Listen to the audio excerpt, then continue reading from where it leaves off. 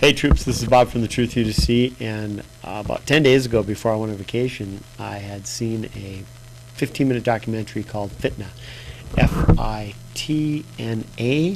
It's actually produced by a politician in the Netherlands by the name of Geert Wilders. Pretty simple, straightforward documentary exposing some of the Quran's violent passages and how, if you believed them and obeyed them, you would be doing acts of violence against people who are against Islam. Very simple, straightforward. And then I saw a couple-minute CNN on Fitna report that just stuck with me all through vacation. I kept dwelling on how upsetting this CNN report was. It's the tone and the attitude and the presentation of this that just makes me cringe to think that Europe is going through the same thing it did during the pre-Nazi era, where they're just being really dumbed down. In the pursuit of peace at any cost, they are going to lose their freedom. That's my observation or opinion about what could happen with Europe in the real near future. They're going to have to stand up against the oppressive doctrines found in the Quran. But right now it looks like they're too afraid to do so. They're trying to make peace with the bulldog, and the bulldog's going to bite them. So this is my take on this CNN report on Fitna. I'd encourage you to watch the Fitna documentary. It's 15 minutes. You'll find it online. And this is the CNN report that talks about Fitna. So this is my take on, really, on CNN, more so than Fitna.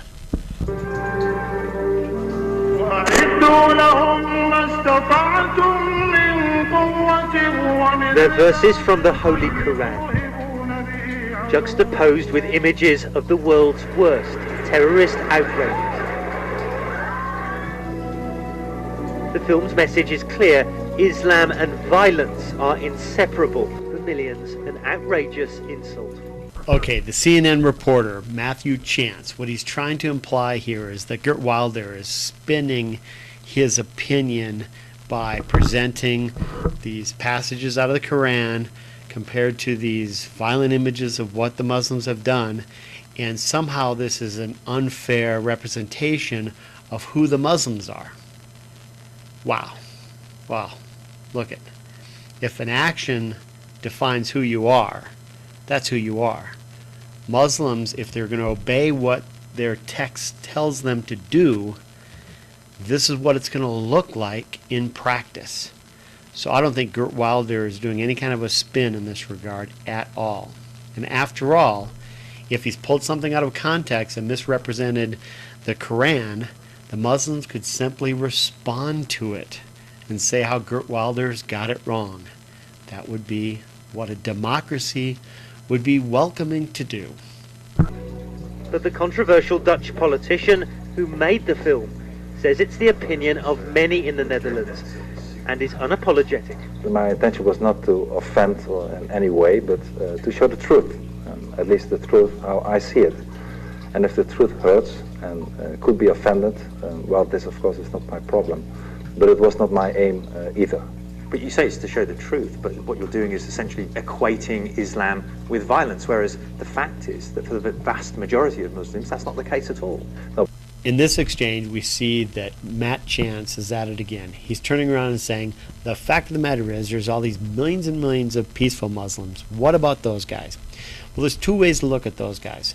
First off, they probably really don't believe their Holy Quran, because if they did, they would obey what it's saying and they would be violent Muslims.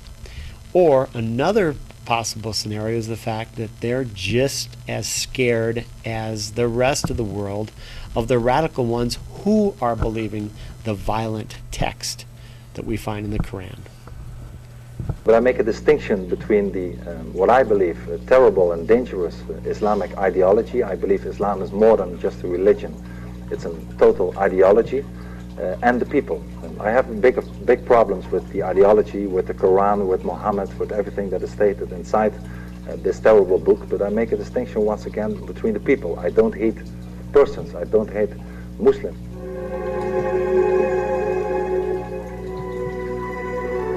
The 15-minute film, which is called Fitna, or Strife, doesn't use actors, but archive video of radical Muslim preachers in mosques and on Europe's streets. You will take over USA! You will take over UK! You will take over Europe! Geert Wilders says immigration from Muslim countries to Europe should be stopped.